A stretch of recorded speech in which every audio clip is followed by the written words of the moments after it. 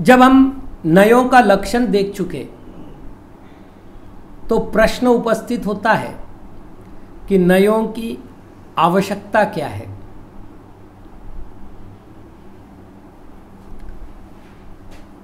सम्यक दर्शन के प्रकरण में नयों की आवश्यकता क्या है, सम्यक ज्ञान के प्रकरण में नयों की आवश्यकता क्या है, और सम्यक चारित्र के प्रकरण में नयों की आवश्यकता क्या है। वस्तु जैसी है उसी प्रकार उसे जानने का नाम सम्यक ज्ञान है, और वस्तु जैसी है उस पर वैसा ही श्रद्धान करने का नाम सम्यक दर्शन है। जब तक तत्व का निर्णय नहीं होगा तब तक तत्व ज्ञान की प्राप्ति नहीं होगी, और जब तक तत्व ज्ञान की प्राप्ति नहीं होगी तब तक तत्व श्रद्धान नहीं होगा। अतः सम्यक ज्ञान की प्राप्ति में और सम्यक दर्शन की प्राप्ति में नयों का ज्ञान आवश्यक है, क्योंकि नए वस्तु का ज्ञान कराने में सहयोगी बनते हैं। इसी प्रकार नए के द्वारा प्रतिपादित हुए आश्रव बंध संवर निर्जरा मोक्ष पर जीव स्वजीव प्रयोजनभूत अजीव अप्रयोजनभूत अजीव इत्यादि को का निर्णय होता है, मीमांसा होती है, और फिर हेय को हेय जान करके छोड़ना, उपादेय को उपादेय जान करके ग्रहण करना, और जिनमें हेय उपादेय बुद्धि नहीं चाहिए उनके प्रति उपेक्षा भाव धारण करना, इसी का नाम तो सम्यक चारित्र है। तो जब तक वस्तु तत्व का निर्णय नहीं होगा, हेय उपादेय और उपेक्षा के योग्य द्रव्यों का बोध नहीं होगा, और जब तक बोध नहीं होगा तब तक चारित्र नहीं होगा। तो रत्नत्रय में नए ज्ञान की उपयोगिता अतिशय स्पष्ट है। दूसरी बात, जैसा कि मैंने पूर्व सूत्र के व्याख्या में कहा था कि नए कथंचित हेय है, इसका अर्थ नहीं कि नए मोक्ष का कारण नहीं है। पदार्थों के स्वरूप को यथावत ग्रहण करने में निमित्त होने से नयों को मोक्ष मार्ग के अंतर्गत रखा गया है।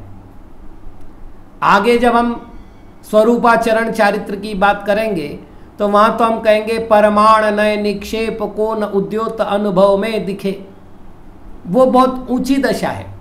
किंतु आरंभिक दशा में वस्तु के स्वरूप को यथावत ग्रहण करके मोक्ष मार्ग में प्रवृत्ति कराने में नए सहयोगी बनते हैं, इसलिए मोक्ष मार्गियों का कार्य नयों के द्वारा ही संपन्न होता है।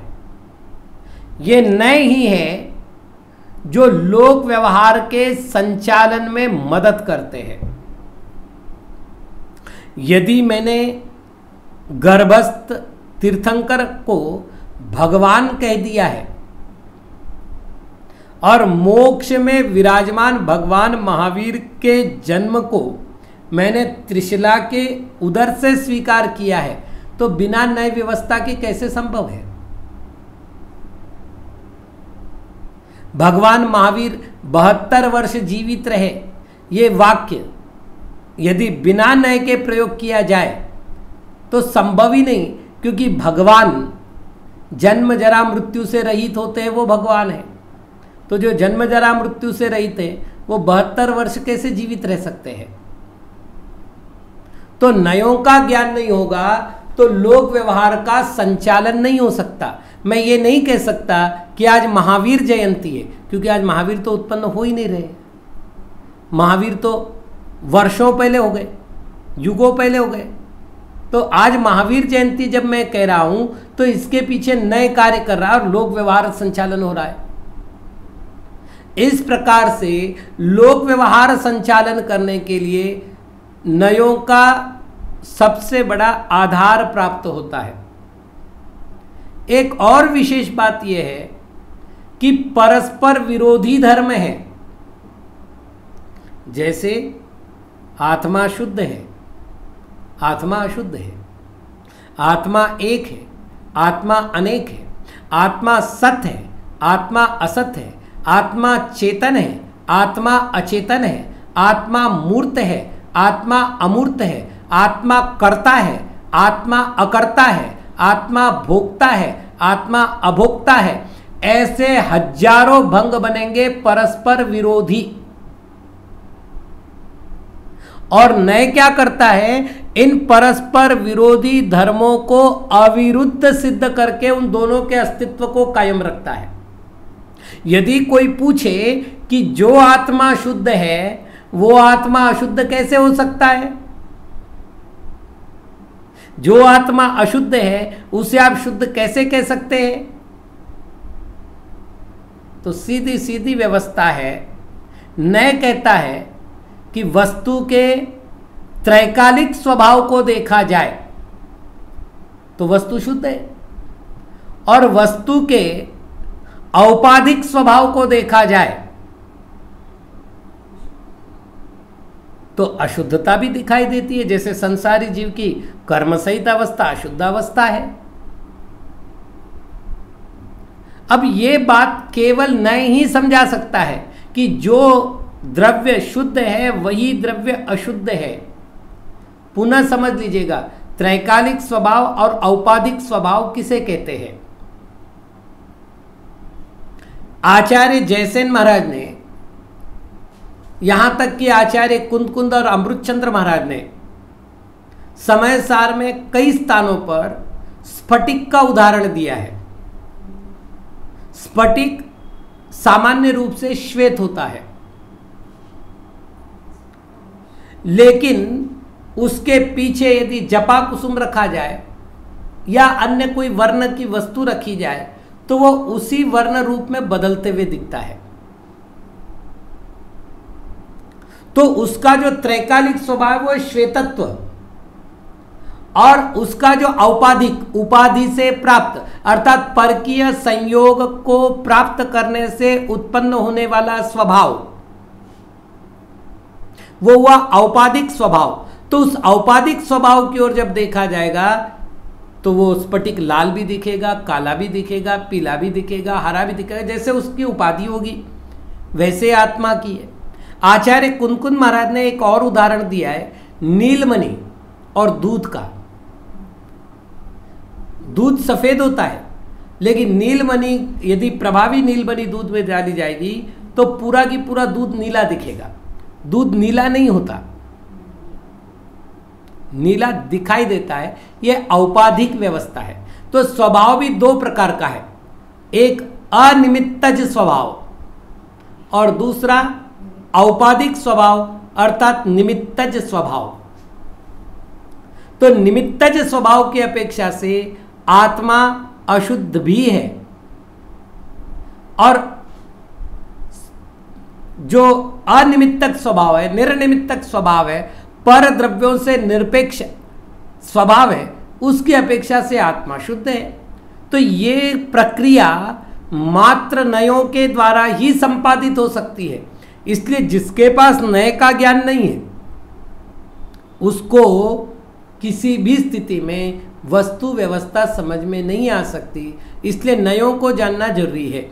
अब नयों की चर्चा करने से पहले यहाँ पर एक प्रतिज्ञा सूत्र आचार्य महाराज दे रहे हैं। सूत्र है नय भेदा उच्यन्ते। ये प्रतिज्ञा सूत्र है, क्योंकि यहाँ किसी बात की विवेचना नहीं हुई है। विवेच्य वस्तु का उन्होंने संकल्प किया है। मतलब आगे जो वर्णन हम करेंगे वो नयों का वर्णन करेंगे, ये बताने के लिए वच धातु से उच्यन्ते शब्द बना है। तो नय भेदाः, नयों के भेद को उच्यन्ते कहते हैं। इस विषय में एक श्लोक मिलता है, निश्चय व्यवहारणया मूलम बेयाणयाण सब्वाणम निश्चय साहण हेवु दव्वय पज्जत्यामुण। इसकी छाया है निश्चय व्यवहार नयऊ मूल भेदौ नयानां सर्वेषां निश्चय साधन हेतु द्रव्य पर्यायार्थिको मन्यत्वम्। निश्चय और व्यवहार ये मूल दो भेद हैं। इनमें से ये नया सर्वेशाम नयानाम मूल भेदौ, ये निश्चय और व्यवहार नय जो है ये सभी नयों के मूल भेद है। इसमें से निश्चय साधन हेतु, निश्चय का जो साधन हेतु वो व्यवहार नय है। या फिर आप एक काम करिए, निश्चय एक करो साधन एक करो, क्योंकि हेतु द्विवचनात्मक है। मतलब एक निश्चय का हेतु है और एक निश्चय का साधन है, अर्थात दोनों नयों की प्रामाणिकता समीचीनता इस एक शब्द ने प्रकट कर दी है। व्यवहार नय भी साधन हेतु है। द्रव्य पर्यायार्थिको मन्यध्वम, इनको द्रव्यार्थिक और पर्यायार्थिक कहते हैं। ऐसा मन्यध्वम तुम मानो या तुम जानो, मन धातु ज्ञान अर्थ में भी आता है, तो तुम जानो। अब इसमें छोटी सी बात मैं आपसे बताऊं, इस गाथा में दो नयों की चर्चा की है। इन्होंने कहा निश्चय नया, टिप्पण में देख लीजिएगा, निश्चय नया द्रव्य स्थिता और व्यवहार नया पर्याय स्थित। तो यहां निश्चय नय का अर्थ इन्होंने एक अलग अर्थ किया है। आध्यात्मिक ग्रंथों में आगे आएगा कि अब हम आपको अध्यात्म नयों का कथन करते हैं, ऐसा सूत्र देकर के आचार्य महाराज जब आध्यात्मिक नयों की चर्चा करेंगे तो अध्यात्म में ये दो नय स्वीकार करेंगे, निश्चय नय और व्यवहार नय। लेकिन आगम में दो नय माने गए हैं, वो है द्रव्यार्थिक नय और पर्यायार्थिक नय। प्रश्न है नयों के भेद कितने करें। हम यदि ग्रंथों का व्यवस्थित पारायण करें तो हमें नयों के दो भेद मिलते, नय और उपनय। जो नयों के मतलब उपनय किसे कहते हैं, नयानाम समीपा उपनयाः, जो नयों के समीप रहते हैं उन्हें उपनय कहते हैं। इसका वर्णन अपने को 43वें सूत्र में आएगा ही, वहां अपन विस्तार से चर्चा करेंगे। तो नय और उपनय ये सामान्य रूप से नय के दो भेद हो जाएंगे। फिर केवल नयों के भेद करते हैं तो मूल रूप से दो भेद होंगे, द्रव्यार्थिक नय और पर्यायार्थिक नय। फिर आचार्यों ने तीन भेद भी किए, शब्द नय, अर्थ नय और ज्ञान नय। निक्षेप की अपेक्षा से नय के चार भेद हो जाएंगे। तो हम नयों के भेद कितने करें। तत्वार सूत्र के पहले अध्याय का 33वां सूत्र देखते हैं तो नयों के 7 भेद किए गए हैं, नैगम, संग्रह, व्यवहार जो सूत्र, शब्द, समभिरूढ़ वंभुता नयाः। तो हम कितने करें, आपको एक छोटी सी जानकारी दूं। सहजानंद वर्णी जी ने समयसार सप्तदशांगी टीका नाम की एक कृति का निर्माण किया। उसमें उन्होंने प्रस्तावना में सैकड़ों नयों का वर्णन किया है, नयों का नाम दिया और एक एक उदाहरण दिया। तो नयों के विषय में तो बहुत कुछ कहा जा सकता है। यहां पर कह रहे मूल नय दो। आगम की दृष्टि से दो नयों की चर्चा करें तो द्रव्यार्थिक नय और पर्यायार्थिक नय। अध्यात्म की दृष्टि से चर्चा करें तो निश्चय नय और व्यवहार नय। जब इन्हीं के अपेक्षा से भेद करते जाएंगे, जैसे अभी हमने 3 भेद किए, 4 भेद किए, 7 भेद किए, समय सार आदि में 47 नयों का भी वर्णन है, तो कहना पड़ेगा कि नयों के संख्यात भेद है। जब उन्हीं के अवांतर भेदों की चर्चा होती है तो कहना पड़ेगा नयों के असंख्यात भेद है। एक एक द्रव्य में अनंत शक्तियां हैं और प्रत्येक शक्ति को ग्रहण करने वाला एक एक नय है, इसलिए नयों के भेद करेंगे तो अनंत भेद हो जाएंगे। धवला की पहली पुस्तक में एक प्रसंग आया कि नयों के कितने भेद करने चाहिए, तो आचार्य वीरसेन स्वामी जी ने एक प्रचलित पद्य को वहां उद्धृत किया है जो कि अनेक ग्रंथों में मिलता है। वो पद्य है, जावदिया वयणवहा तावदिया होन्ति नयवादा, जावदिया नयवादा तावदिया चेव परसमया। जावदिया वयणवहा, वचनों के जितने पथ हैं, वचनों के जितने मार्ग हैं, अर्थात जितने वचन हैं, तावदिया होन्ति नयवादा, उतने ही नयवाद है, अर्थात उतने ही नयों के वाक्य हैं, मतलब उतने ही नए हैं। तो नयों के निश्चित रूप से कुछ भेद नहीं किए जा सकते। मैं इसलिए बता रहा हूं, स्याद्वाद विद्यालय वाराणसी, इसमें बहुत बड़ा ग्रंथागार है। गुरु महाराज के आदेश से मैं उस ग्रंथागार का दर्शन करने, अवलोकन करने, शोधन करने, संशोधन करने गया था। तो उस ग्रंथागार में एक ग्रंथ मुझे मिला, तत्वार्थ सूत्र के रचयिता कौन। वहां उन्होंने सिद्ध किया कि तत्वार्थ सूत्र के रचयिता एक श्वेतांबर आचार्य है और उसका उन्होंने जो कारण दिया, मैं मूल विषय से भटकना नहीं चाहूंगा, मैं केवल उतना ही बात बताना चाहूंगा। उन्होंने उसका जो कारण दिया, उन्होंने कहा दिगंबर आमनाय में 9 नयों का वर्णन है, सूत्र क्रमांक 41 में अपने को 9 नयों के नाम आने वाले हैं, जबकि तत्वार्थ सूत्र में 7 नयों का वर्णन है। इसलिए तत्वार्थ सूत्र दिगंबरों का नहीं है। पढ़कर के बड़ा आश्चर्य हुआ, क्योंकि दिगंबर आचार्यों ने नयों के निर्धारित भेद किए ही नहीं।